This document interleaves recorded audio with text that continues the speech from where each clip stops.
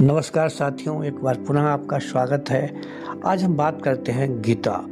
तो गीता की बात करते ही हमारे सामने जो तस्वीर आती है वो ये है कि आखिर गीता महाभारत का एक भाग है। और गीता में क्या है, महाभारत में क्या है, ये सभी लोग जानते ही हैं। आज हम सिर्फ बात करेंगे गीता, और गीता में भी वो प्रथम अध्याय की। तो यहाँ पर सबसे पहला विचार निकल के आया कि जब युद्ध अवश्यभावी हो गया, सभी प्रयास किए गए, कृष्ण ने सभी प्रयास किए। उन्होंने समझाना चाहा कि आखिर ये दोनों सगे भाई हैं, मामला परिवार का था, युद्ध ना हो। तो कृष्ण शांति दूत बनकर दुर्योधन के सामने जाते हैं और कृष्ण दुर्योधन से कहते हैं कि आप भाई हैं, जैसा भी बंटवारा हो वैसा बंटवारा कर लीजिए, लेकिन युद्ध मत कीजिए। लेकिन साथियों, जब व्यक्ति के अंदर अहंकार हिलोने लेता है, अहंकार की सीमाएं बढ़ती हैं, उस समय हम अपना अच्छा बुरा, अपना शुभ अशुभ, सत्य और असत्य सबसे परे हो जाते हैं और अंधकार में इतने डूब जाते हैं कि अहंकार की कोई सीमाएं नहीं होती। दुर्योधन साफ कह देता है कि मैं सुई के नोक के बराबर भी आपको भूमि नहीं दूंगा। बस साथियों, यहीं से शुरुआत होती है गीता की। आखिर युद्ध इसीलिए अवश्य हुआ था कि दुर्योधन ने कोई भाग बटाई बंटवारा नहीं स्वीकार किया। अब गीता जो हमें सिखाती है, गीता कहती है कि जब ऐसी परिस्थिति आ जाए आपके सामने, जब युद्ध जरूरी हो जाए, तो आपको एक बार पुनः प्रयास करना चाहिए कि उसको टाला जा सके। उस टाले जाने के लिए आप अपने शत्रु पक्ष, जो आपका शत्रु पक्ष होने वाला है, जो आपका विरोध कर चुका है, जो आपकी बात नहीं सुन रहा है, उसके पास भी आपको स्वयं जाना चाहिए और भेजना चाहिए उस व्यक्ति को, शीर्ष नेतृत्व को, जो आप दोनों का मध्यस्थ हो, जो आपकी बात को मानता हो। अब जब दुर्योधन लाख समझाने के बाद भी नहीं माना, तो कृष्ण शांति दूत बनकर गए और शांति दूत की भी जब असफलता हो गई, तब उन्होंने कहा कि अब युद्ध करना ही होगा। अब अर्जुन पहुंचता है युद्ध के मैदान में। साथियों, बड़ी विचित्र स्थिति है। नंबर 2 पर यही गीता कहती है कि जब अर्जुन ने देखा कि हमारे ही सगे संबंधी हैं, अर्जुन ने जब देखा कि उसके खुद सगे संबंधी, अब सगे संबंधी इसलिए थे क्योंकि परिवार एक था, राज्य एक था, क्षेत्र एक था, तो सगे संबंधी थे। वो सारे लोग जब युद्ध के लिए तत्पर थे, तैयार थे। तो गीता यहीं पर बताना चाहती है कि जब भी कहीं अन्याय होगा, तो जीवन में ऐसी भी परिस्थितियां आ सकती हैं कि आपको अपने सगे संबंधियों से भी भिड़ जाना पड़ेगा। आपको लड़ना होगा उन लोगों से जिनके साथ आप रहे हैं, जिनके साथ आप खेले कूदे हैं, जिनके साथ आपका पालन पोषण हुआ है। लेकिन जब बात न्याय और अन्याय किया जाए, तो आपको लड़ना पड़ेगा। गीता बताती है कि जब परिस्थितियां इतनी विकराल हो जाएं कि आप कहीं से ना बचें, तो आप सारे प्रयास पहले मध्यस्थता के करें, उसके बाद में आप उनसे भी लड़ें।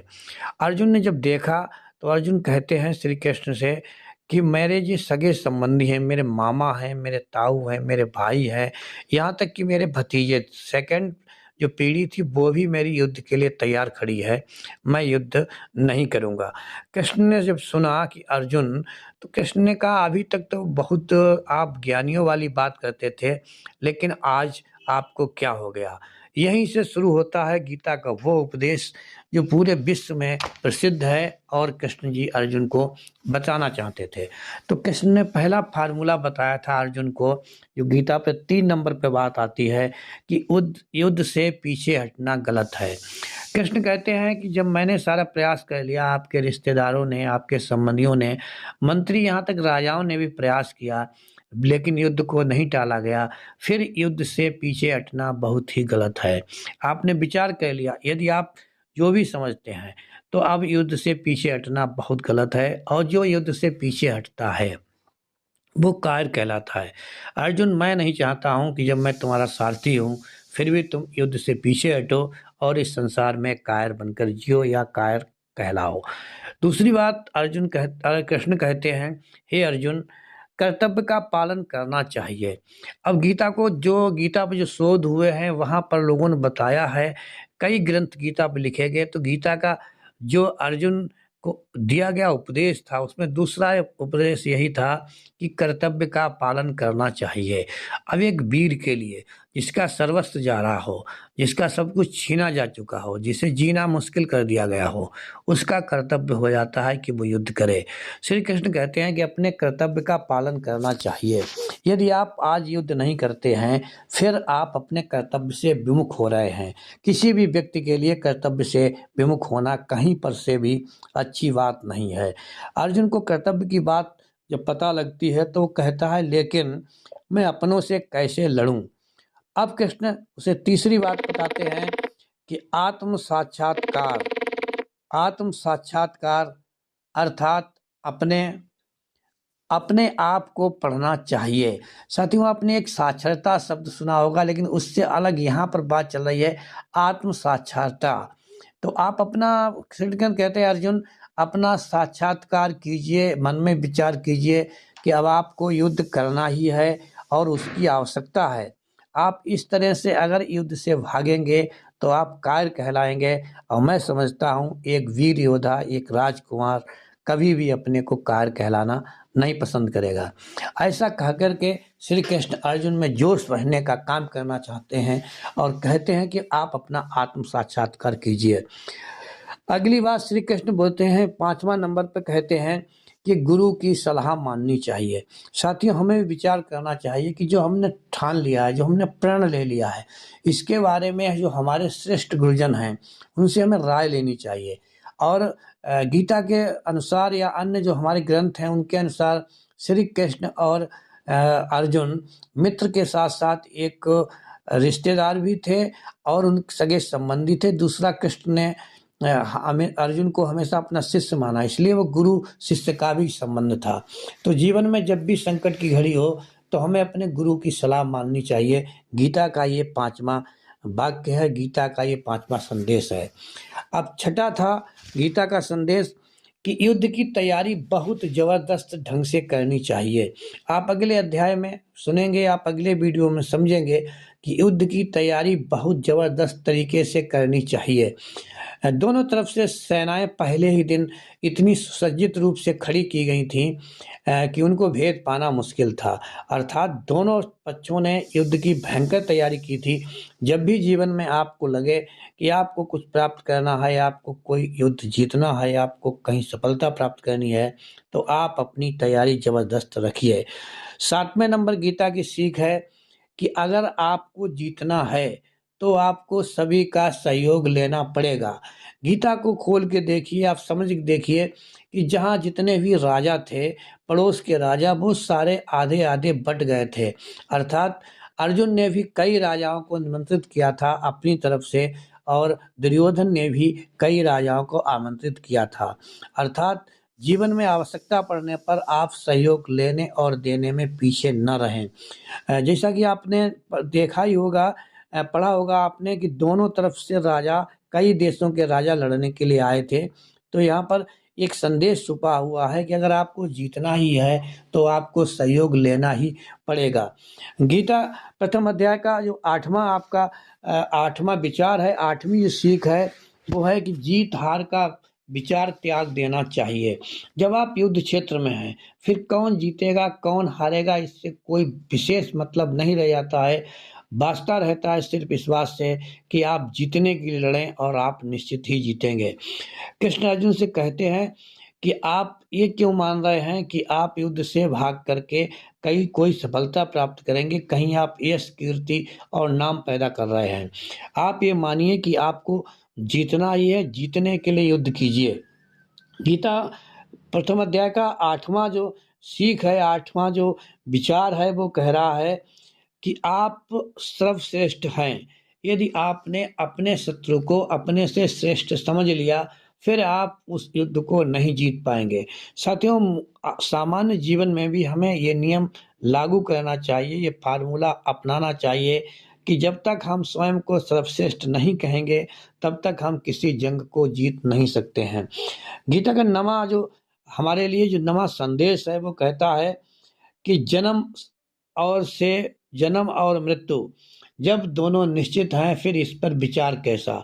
जब सबको पता है कि जन्म के साथ ही हमारी मृत्यु शुरू हो जाती है, फिर हम युद्ध करें या न करें, हमें निश्चित ही विनिष्ट होना है, निश्चित ही हम मृत्यु को प्राप्त होंगे। फिर काहे का जन्म काहे का मृत्यु, हमें ठान लिया है, जो हमने अपने मन में सोच लिया है उसको हम करके ही रहेंगे। तो गीता का नमा संदेश हमें कहता है कि जन्म से ही मृत्यु शुरू हो जाती है, हमें अब कुछ नहीं करना है, हमें सिर्फ अपने लक्ष्य को देखना है। इसमें 10वां जो विचार है, 10वीं जो सीख है वो कह रहा है कि हम जन्म से पहले भी अप्रकट थे और जन्म के बाद भी अप्रकट हो जाएंगे। अर्थात हम जन्म से पहले यहाँ नहीं थे और जन्म के मृत्यु के बाद भी यहाँ नहीं होंगे। अर्थात हमें नहीं पता हम पहले कौन थे, हमें नहीं पता हम आगे क्या होंगे।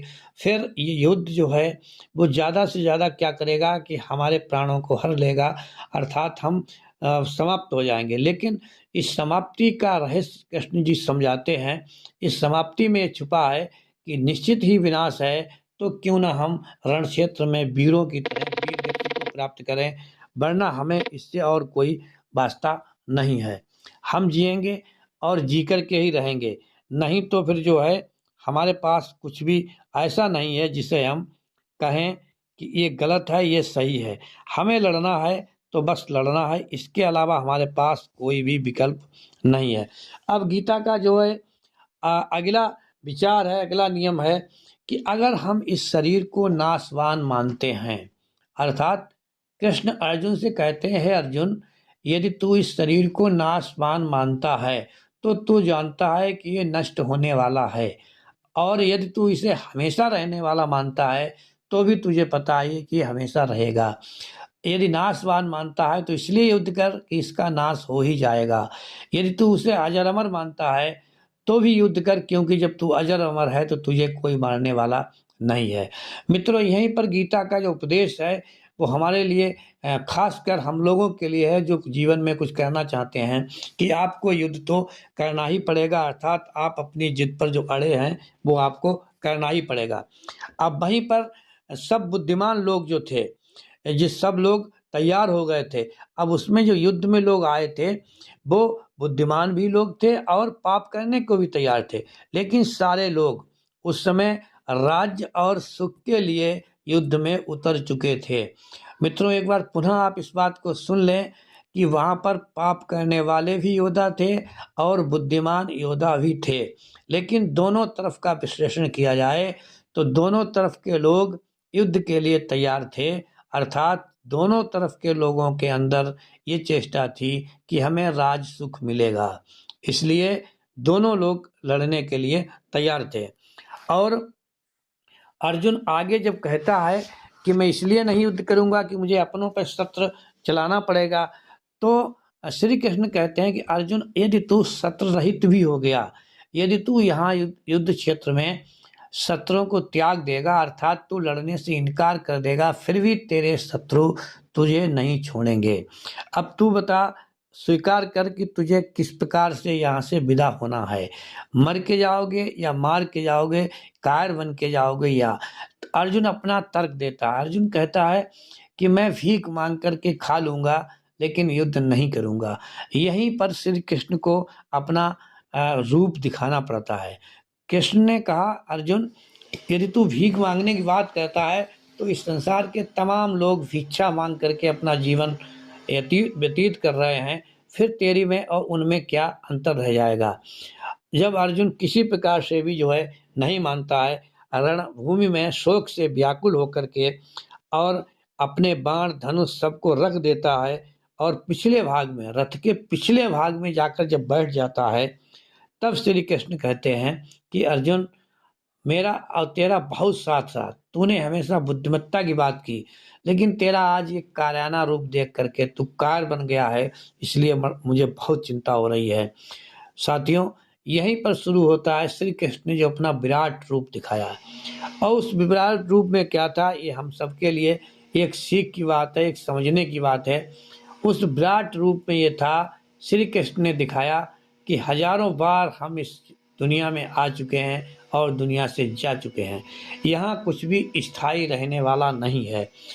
कृष्ण ने यहाँ तक कहा है कि मैं सैकड़ों सूर्यों से पुराना हूँ, अर्थात भाषाकारों ने, कवियों ने, लेखकों ने बहुत सी उपमाएं दी हैं, लेकिन उस विराट रूप का अर्थ सिर्फ इतना था कि हे अर्जुन, यदि तू युद्ध नहीं करेगा तब भी तू यहाँ से चला जाएगा, हम सारे लोग यहाँ से चले जाएंगे, और युद्ध अगर करेंगे तो जीत का हम सुख भोगेंगे, अर्थात न्याय और अन्याय के बीच की जो लड़ाई है वो हम लोग जीतेंगे। साथियों, जब धर्म की बात आती है तो अर्जुन समझता है कि चलिए धर्म के लिए हम लड़ेंगे। कृष्ण कहते हैं धर्म के लिए लड़िए, राज्य तो अपने आप आपको मिल ही जाएगा।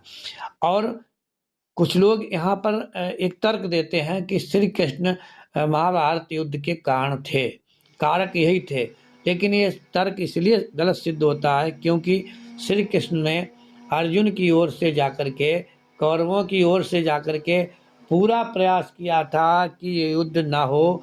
आखिर युद्ध वो टाले से नहीं टला तो उन्होंने मजबूरी में अपना जो है युद्ध किया। तो साथियों, इस प्रकार से प्रथम अध्याय में हमने देखा कि दोनों ओर के योद्धा खड़े हुए हैं। कोई इसलिए नहीं आया था वहां पर कि हम युद्ध नहीं करेंगे, सिर्फ सर्वश्रेष्ठ धनुर्धर अर्जुन जो अपने शोक और मोह को प्राप्त हुआ वो मना कर देता है और कह रहा है कि युद्ध नहीं करूंगा। तब श्री कृष्ण को संसार को लाभ देने वाली गीता की वो अमरवाणी कहनी पड़ी, जिसको सुनकर अर्जुन का मोह छूट गया और आखिर विजय प्राप्त हुई। तो प्रथम अध्याय में आज आपने ये सुना। कल फिर मिलते हैं दूसरे अध्याय की प्रमुख शिक्षाओं के साथ। तब तक के लिए जय हिंद, जय भारत।